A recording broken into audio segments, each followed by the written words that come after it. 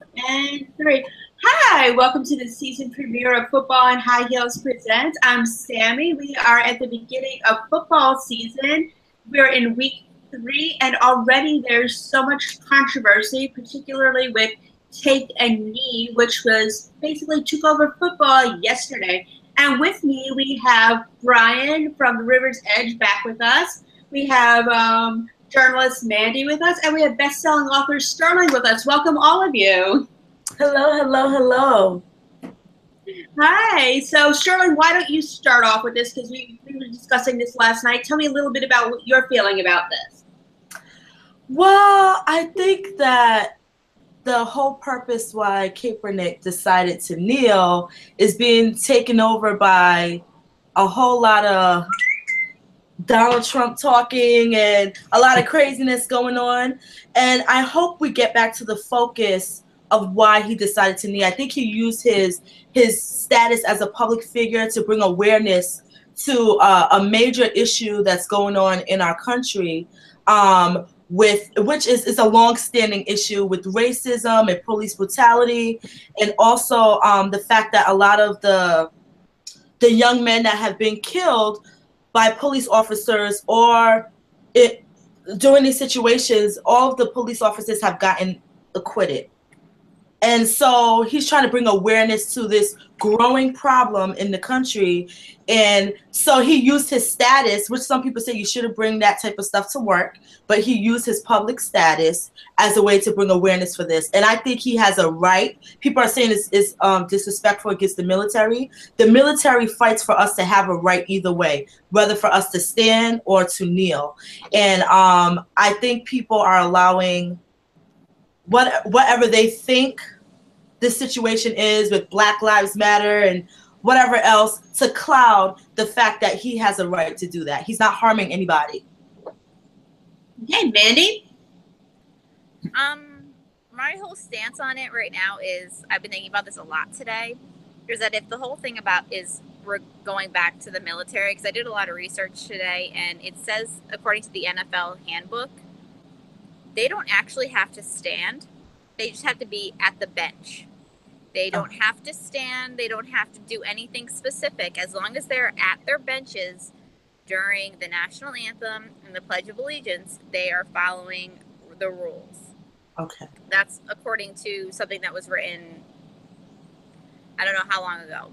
Wait, could you repeat that one more time? My thinking is that if it's strictly about the military and that's what everybody's so concerned about, they don't have to stand. They can kneel, they can sit, they can stay in their locker rooms, but maybe on their helmets put like a "We support the military" emblem, so that they're still saying we support our military, we support our armed forces, but maybe we don't support the situation of turmoil that the world is in right now. So there's alternate ways to go about it without looking disrespectful. So that, it's like the lesser of two evils, if you will. Okay, Brian? See, well, one thing that was said, you can hear me, right? Yes. Okay, great. I don't believe he has the right to do this at work, to protest at work, depending on what his employer wants. Now, if his employer's okay with it, then he's able to do it. But freedom of speech protects you from the government coming after you, not necessarily your employer.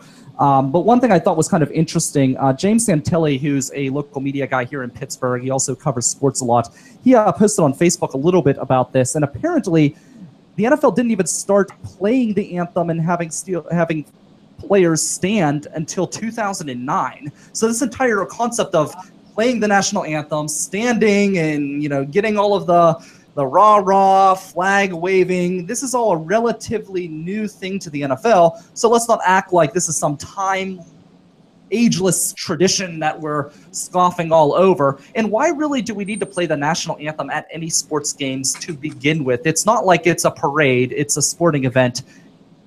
I personally think it depends on the owner. If the owner is okay with it, and a lot of the owners have come out and said that they're okay with the players taking a knee, or hell, the Steelers, with the exception of one player, Villanueva, who is a former Army Ranger, they didn't even come out to the field. And you know what? If the owner's okay with it, and I know that I'm sure the Rooneys are okay with it, then they are perfectly able to do so. But if the owner is against it, he does have a right to take action against you if you decide not to follow the team policies or the policies in which your organization operates under, because freedom of speech does not protect you from your employer, as we've seen in other situations, such as Charlottesville, where people were fired for attending white supremacist rallies. So it doesn't protect you from your employer, but if your employer is okay with it, then there's no problem. And I just don't know why we care. That's my thing. You know, these people, let's not act like the NFL is America's moral backbone to begin with. So, yeah, so when we act like these people are these huge role models, why are you trying to make them a role model? That's one thing I really don't understand. That is an interesting point. Ladies, you want to take this one? I'm interested to hear what you have to say about this. Well, you know, I find it really funny. And Brian, thank you for saying that, because I don't know why we're putting them on a pedestal. Yeah. But I don't understand how kneeling is disrespectful to the Army. I don't get how it's disrespectful to the Army. And here's why.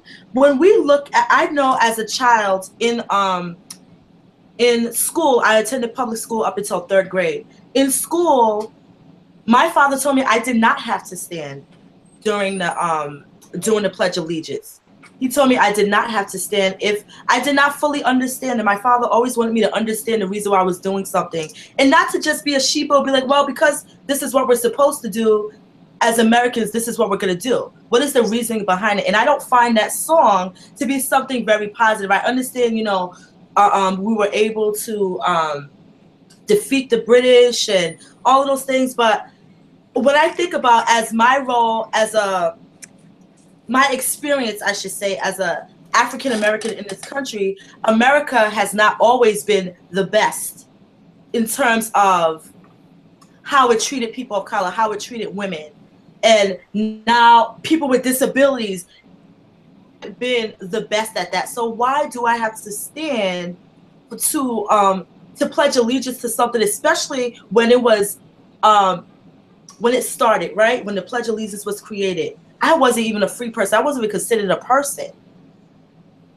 Well, yes, go ahead. That's an interesting point. I see your point for there. And actually, that's a war where we kind of got our asses handed to us, to be honest, by the British. And it ended up there was a treaty. And that's a war we started, by the way. That's another thing that we like to leave out of the history books. But yeah, no, I think that's a very good point. You know, there's a lot of talk in today's world about race issues and things like that in this country. And lately, I've been listening to some news about what's going on in South Africa and reading up on apartheid, and that took place just in the 90s. It wasn't that long ago. And then I started thinking, we act like this is part of our past, and obviously it is part of our past, but we act like it's a distant past.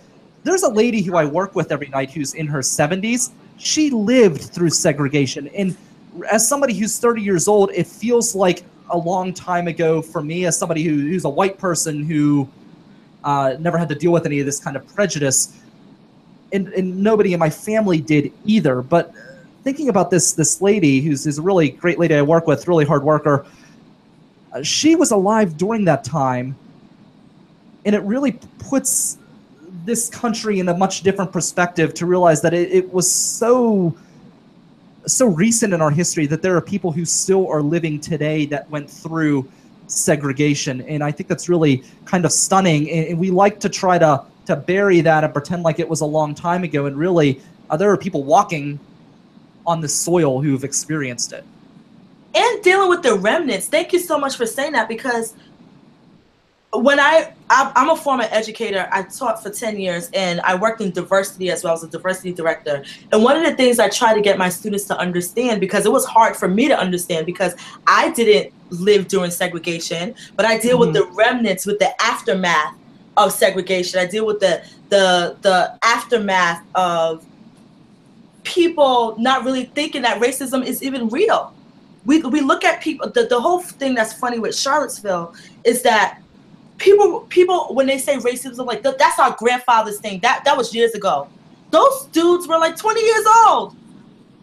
They're like our age, a little. They're younger than me because I'm in my 30s. So they were like 20 years old. So there's a huge disconnect that we're feel like this is not real. That's not happening. These things are just, people are trying to harbor onto slavery. They're trying to harbor onto racism, and that's not what it is. We're still dealing with the aftermath of that. We're still dealing today. Like, I can tell you, I have brothers who they drive, and because they drive a nice, quote unquote, nice car, and they get stopped by the police consistently, all the time. And so it's like, where does that come from? Because no one wants to address the fact that we are living in a world today where we do view people differently. People are quick to say, I don't see color.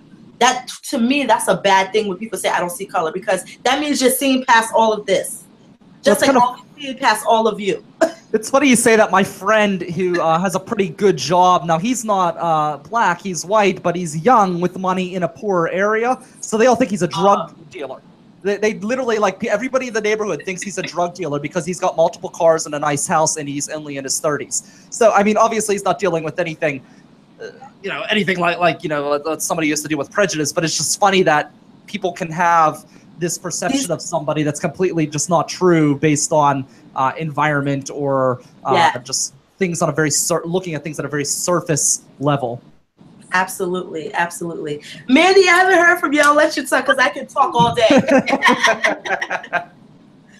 This is like the Sterling Bryan debate right now. It's like on together because I have to chime in for a minute and say this. Like, when it comes to football players with their track record in general right now, and I'm going to kind of go a little bit off topic because there's a lot of football players. I don't want them to grow up to be like some of these football players. It used to be when you were a kid, that was the American dream, to be like these sports heroes. They were heroes. Now, and entertainment. Now, there are some that are just great exceptions. Drew Brees, he's one of my favorites. I'm a Saints fan. He's an exception. But there are a lot of them who are just disgusting, despicable human beings. Michael Vick, who aren't what football is in general. So when I look at it like that, I equate them to some of the behaviors of our current president. I don't want my kids to end up like the president. Don't want my kids to end up like these crazy football players. So in reality, is the pot calling the kettle black in its own way? Like, okay, but here's the thing. There's behaviors that are just bad on both sides. I agree with you, but to act like at one point it was a different situation, we just know about things now. I mean, we act like Trump is such a reprehensible person, and he is, for sure, with things he said. But, JFK slept with hookers. There's been so many, Woodrow Wilson would shut down newspapers that disagreed with him. So it's not like the president was this great moral office before Trump. And same thing with the NFL. I mean, you look at, a lot of the old teams in the 70s, which were just completely laced with drugs and everything else. I mean, there were always problems. I think we just know about them more now. And I think social media. Yeah, social media, 24-hour news cycle. I don't know why we would ever want to look at a lot of these professional athletes. Taken away. Where does free speech end? Where does free speech begin? I think it's been redefined, especially in this era. And I think that the football players were just making their own statement. They showed up to the game. They gave people what was entertainment. They gave people something to talk about and think about, which was and what is improper behavior. And I think my takeaway from it, I have to run back inside because I have to go back to work and do really exciting, fun things. Not really, that was sarcasm. But I think it gives us a chance to stop and think about the real takeaway is what do we redefine what is proper behavior now at the beginning? Do we let them do what they want to do? Appreciate the sport for what it is? And do we just understand the message that they have a voice too? They have an opinion, and they're not these guys who run into each other and beat the crap out of each other. That they may actually, way their coaches gave them. I mean, some coaches are saying, no, you can't. You cannot just sit on the sidelines. If you want to sit on the sidelines, then you better pack your bags and leave. Yeah. Other ones are saying, this is what we want you to do because we don't believe in it. And so if becomes there's a lot of blurred lines, not to quote Robin Thicke or anything, lines right now, and I think it's really having us reevaluate. You know, I'm always good for a good song reference, Sammy. I know. It's really having us reevaluate where the military plays into it, where we feel it plays into it, and what we can pick and choose what is really important to us. And I think that's just the general takeaway. Is this worth having a huge Twitter debacle debate that overtakes? I mean, this literally is overshadowing the real issues. I mean, there's real issues going on right now that people just aren't even like cognizant of, right? They've completely put them in the back of their mind because they're like, oh my gosh, my favorites. I've seen people on Facebook and Twitter say, oh my gosh, my favorite sports team, how could you do this? Yeah, well, you know what?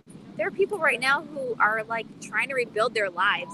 Do you care about them? I just spit on my screen. Yes. Do you care about them? Like, they're trying to build their homes again, and you're worried that somebody didn't stand up for a song. Like, get over it and think about the bigger picture, because the president said something. Would you have even been aware of it had the president not made a big deal about it? Maybe not. Would you have cared as much if he had made a big deal about it? Maybe not. Political affiliation. I mean, there are so many pictures of Donald Trump, and I'm not saying good or bad, evil, has his hand on his heart when he's doing the Pledge of Allegiance. You know, he's guilty of the exact same crimes he's trying to put people in. So yes, and that's so what much I was that going goes to say. into it. I'd love to stay and chat more, but I think Sterling and Brian have it covered between their banter, which I think is fabulous. So I hope that my commentary helped inspire a little bit of unbiasedness. I personally have a lot of biases, as we all know, from my blog, but I try to leave them out this time for this conversation. But you know what? We have good games yesterday? Yes. Did people start talking about it? Yes. Are people going to reconsider what they're doing and how they're raising their children? Probably not. They're just going to say, I'm not going to be a fan of the Steelers. I was going to say, did she cut out? I think she's out. Yeah. Okay. I was going to say, you know, Mandi made a good point, and I'm thinking about it this way. I think the whole situation is highlighting that we are really picking and choosing what we are deciding to pay attention to. So when we think about, I think his name is Ray Rice, the guy who I think he punched his wife in the elevator. Dragged her out of the elevator. Yeah, he knocked her out, then dragged her out like a rag doll. Yeah, okay. This dude still, I think he was suspended for a little bit, and he still has a job. And so my thing is, Kaepernick is not harming anyone. He literally is kneeling down. He didn't say anything to anyone. He kneeled down, and people are flipping out. So to me, it's like, so what do we value as, like, what are we valuing? The fact that someone has a right to do what they want to do, or the fact that, you know, this dude beat the crap out of his wife in the public, and yes, someone leaked maybe we weren't going to know if the person did leak the elevator footage to the public, but we saw it was okay for him to do. We felt it was okay. When I say we, I mean, you know, as the general public, it was okay for him to play. But this man is kneeling down, not harming anybody, trying to bring awareness to an issue. But we find so much fault in it, to the fact that his mother's being called a son of a bitch because of that. I don't know if we can curse on this. I'm sorry. Okay.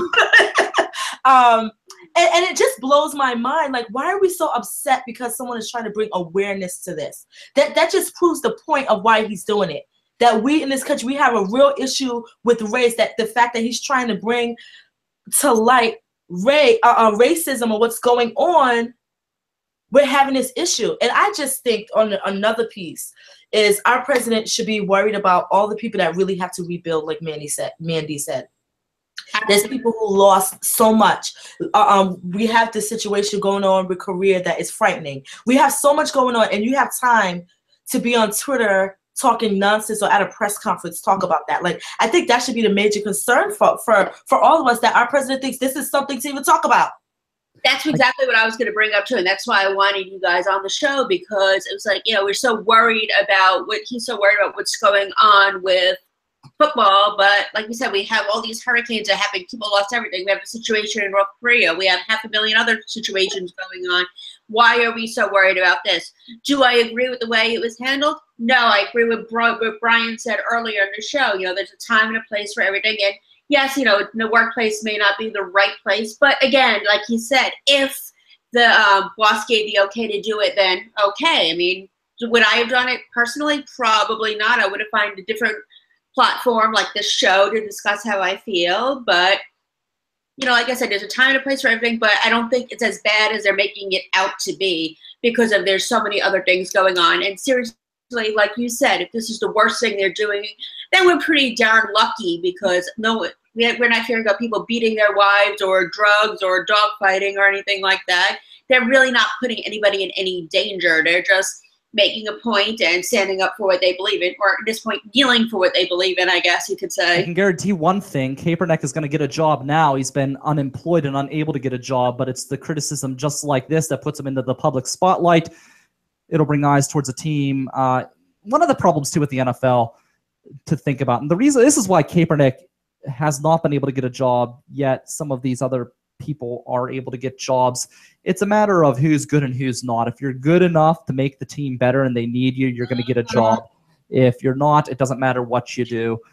You're going to find a job there. But I guarantee you some owner's going to pick up Kaepernick now because of all of the political buzz, whereas just a week ago, he was outcasted and he was on the outside looking in. So I think you can thank the president for increasing his stock and helping him get a job.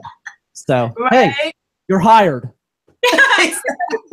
Anyone's intention, but you're right, because everybody is going to be talking about them. And not to go back to my usual reference, but I can almost guarantee he's going to be on either Celebrity Big Brother or Dancing with the Stars next season too, because he's such a big name now and his name is everywhere. They're going to give him something in addition to being in the NFL, because he's just, you'll be stupid not to give him something. And I'm sure his publicist is on the phone right now trying to get him something, because he's everywhere. I mean, you know, before any of this all happened last season with the knee, when he knelt down, nobody really paid attention to him. And now he's everywhere.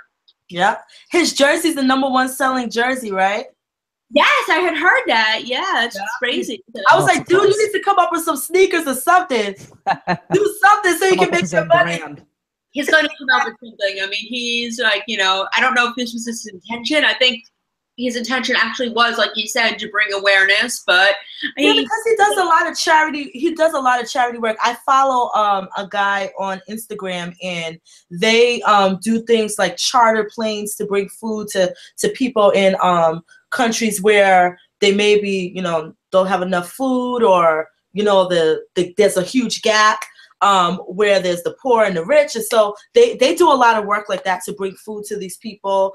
And so he does all of this on the sideline. So maybe he's trying to get some money for his charities or something.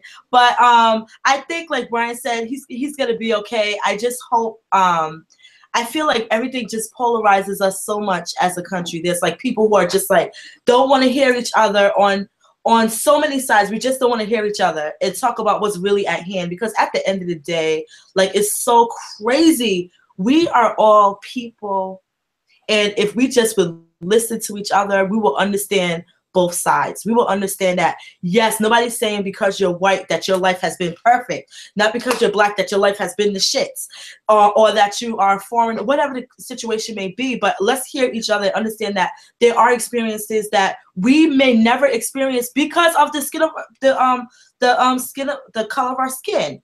And there may be situations that we may never face because we may not have as much money as other people have. You know, there's so many different things. But if we would just listen and talk to each other, it would be so much better. There's a book recommendation I wish I had on my table, but it's called The Blind Spot. It's by a professor at Harvard, and she talks about how from the time we're born, we have all these biases based on what we're exposed to, based on what we're shown, and so we grow up with these blind spots, and those blind spots can become real big things if we don't pay attention to them. So I encourage everybody to check out The Blind Spot, and just really, you know that we're in this together at the end of the day. Oh, absolutely. And I think that with all it is, I mean, I see some people coming together, but I see a lot of divide as well. First of all, I don't know if you noticed this, Brian. We both live in Pittsburgh, but and so we're right by Steelers, high and day. Like a lot of the Steelers things are. I've been reading on the Steelers Facebook page. A lot of people are saying, "Oh, we're now no longer a Steelers fan because they didn't come out for the national anthem." Yeah, they said the same thing about Michael Vick when he came in, and every single game was sold out. So I don't want to hear any of that. That's a bunch of bull. You know what? Everybody likes the. Everybody's a keyboard warrior. I was about to say that. Yeah, they love to fight with the keyboard, but when it comes down to actually doing any action, they're not going to do anything. They don't show up. It's kind of like Bernie Sanders. When he ran, everyone says, "Oh, he has to win because he's got the biggest rallies." Well, you know what? It's more fun to go to a rally than it is to go click a voting button. Exactly. So. Exactly. We have a lot of keyboard activists. Just so right. We're so right because every time something happens, oh, we're not going to do this, we're not going to do that. And these people are still thriving. Seats are still being filled. And a lot of people like to talk behind the keyboard, Lord, but I just think about back to the election, the type of stress I had just seeing the craziness going down my timeline. And now everybody forgot about it. You know what I mean? Really? People forgot about it on your timeline? Can I take over yours? Because I'm still I'm still inundated with just dribble of people who've never read a book, let alone tried to comment on politics and policy. And I'll be quite honest, it's getting very, very tiresome.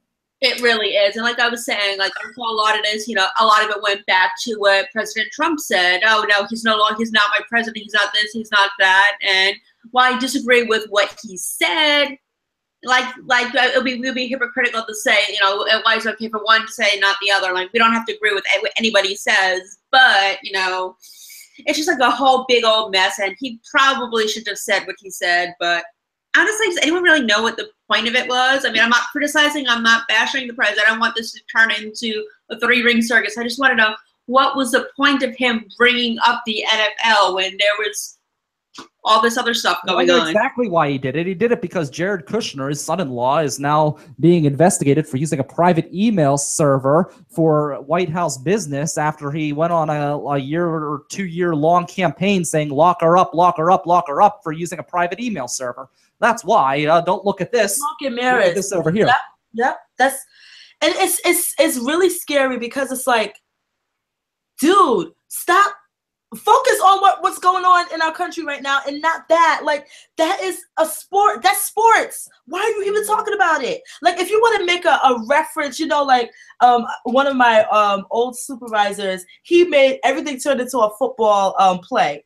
He'll be trying to explain to you what to do. Everything was a football play. And I'm like, dude, I barely understand what you're talking about. Why are you doing that? Okay, I understand you want to make a reference. But why are you just completely just throwing some random shit out so that you can distract us from what's really going on? That's what they all do. I mean, that's... Yes. Yeah. It's crazy. They all do that, but still, it was just...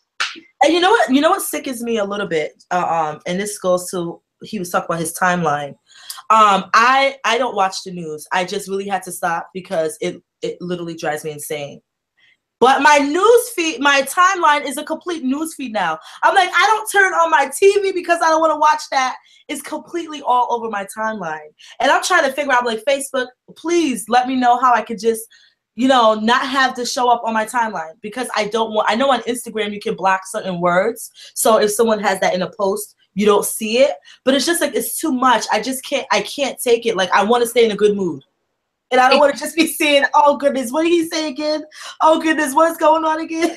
Well, here's a story actually just breaking from KDK in Pittsburgh. Sales of Villanueva jerseys, which is the lone Steeler who decided to stand up for the national anthem and came out. He's a former Army Ranger or a current, or I don't know if it's one of those things where you always are, but he was an Army Ranger.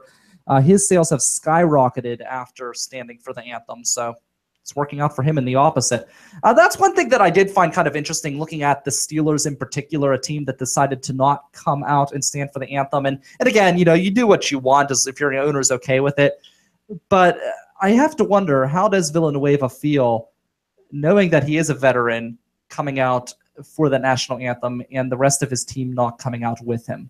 I wonder what crossed his mind. That's what I was wondering too. And I thought conversation as well, because I was just like, I know a lot of veterans. I don't know if you saw this on Facebook, either one of you, but a lot of them were really upset about it and said it was disrespectful not to stand or come out for the national anthem. And I'm wondering if that's what he was feeling, because I've seen a lot of the veterans posts, or a lot of the people that support the troops were saying the exact same thing. It's a lack of respect for the veterans, but I'll be honest, it's mostly been country bumpkins on my timeline who are angry, and the veterans are saying, hey, do whatever the fuck you want.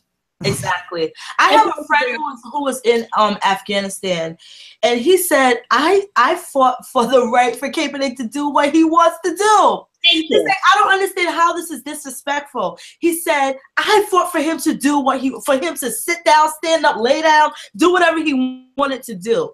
That's what I fought for. I fought for us to have freedom of speech, because in other countries, people get shot and killed because they're trying to go against the grain or go against the country. So I'm not understanding why we have this thought as a greater society that we are just supposed to agree with everything that the general country says. No, that's not what it is. This is a democracy.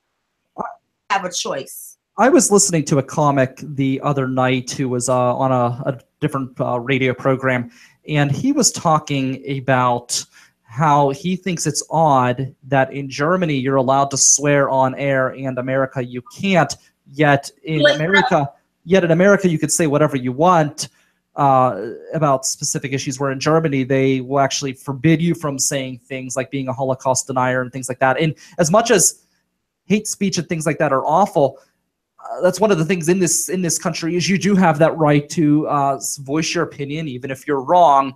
And I agree with them on the fact that it's kind of silly that you can't swear in traditional media, but I completely disagree with them on the concept of censorship of speech. That's one thing that I do love about this country is, I often say, to come out against somebody, even if they are wrong or what they're saying is terrible, you're empowering them.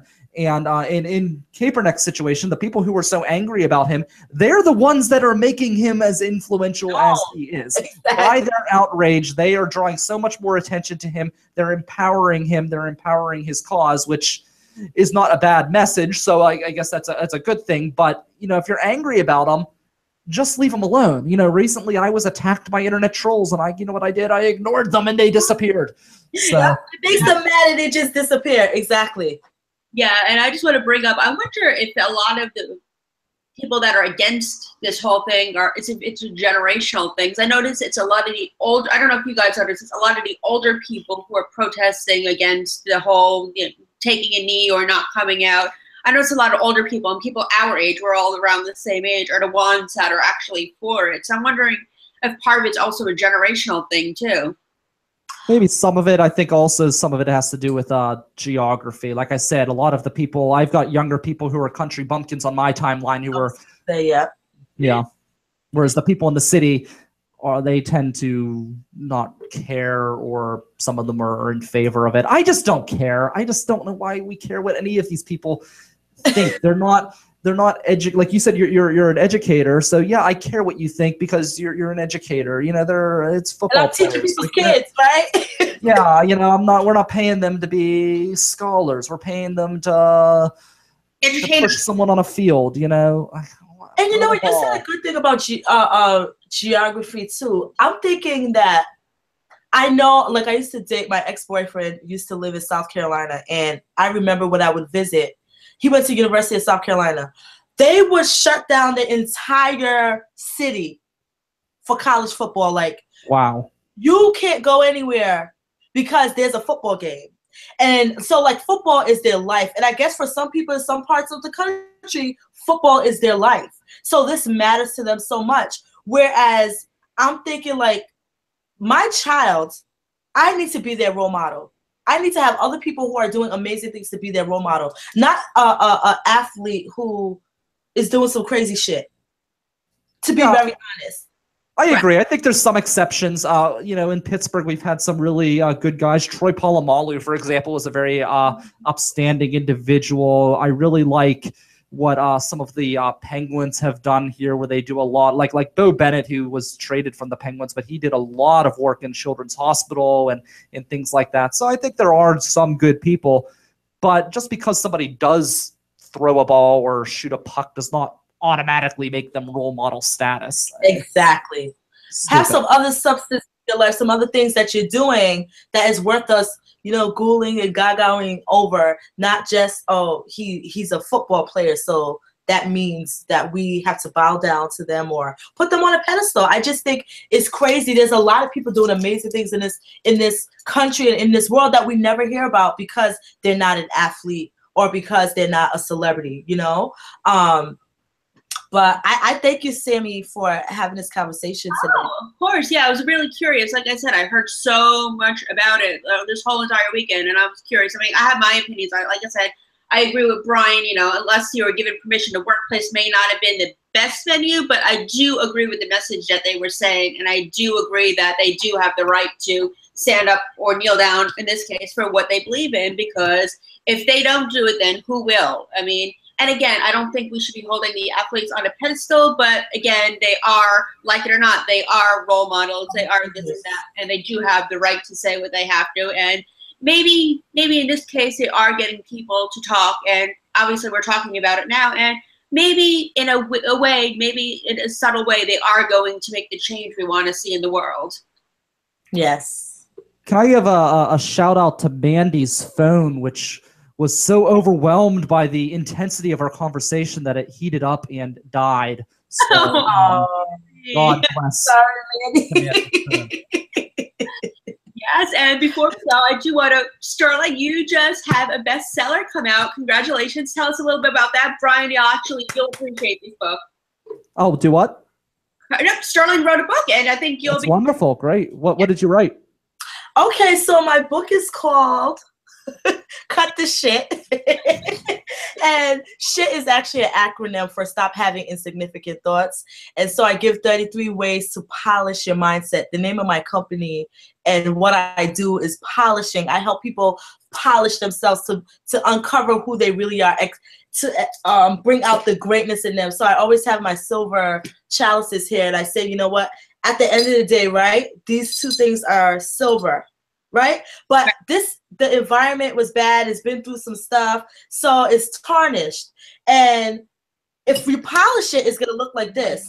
It's going to come out shining, nice and beautiful, because the true essence has always been there. Sometimes it needs a little bit of polishing. And so when I talk about polishing, it's all about bringing out the best in you, uncovering your true essence and who you really are. So in this book, I really dig deep and talk to people about cutting the shit. Stop having insignificant thoughts, because that's the number one thing that holds us back, is having those thoughts that riddle our mind and tell us we're not good enough, tell us that, oh, you remember when you tried doing that before, you failed, so why are you even trying to do it again? Or we have outside forces, sometimes family members, sometimes friends, sometimes, the stranger on the street that reminds us of the negative things that we've been through, and therefore we don't show up in the world like we should.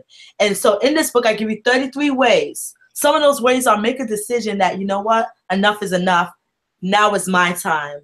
Some of the other ways is to up-level your relationships.